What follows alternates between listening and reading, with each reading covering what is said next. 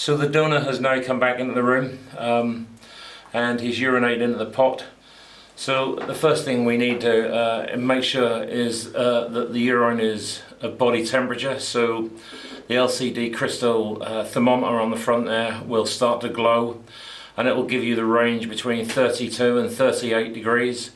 And as long as that, as long as it lights up within those parameters, then the test is working, and it's you can safely say that the urine comes straight from source or from the body. At this point here, we look at the clock, and it's now 11:22. So we're going to test time starts at 11:22 a.m. We're going to take the key from out of the top of the lid. We're going to press it. It needs a nice gentle, nice firm push to push the key into the side of the pot there.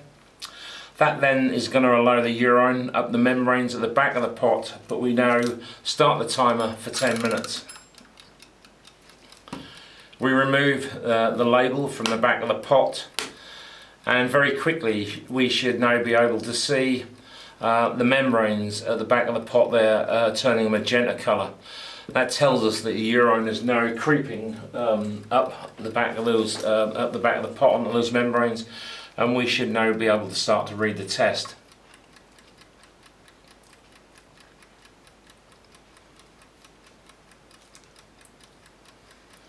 We should be able to read the results of the test within 2 to 3 minutes, but we're set the time for 10 minutes to ensure that we give the donor enough time for the test to read, because they may say after 2 to 3 minutes that you haven't given it enough time. So we give them 10 minutes to ensure fair play.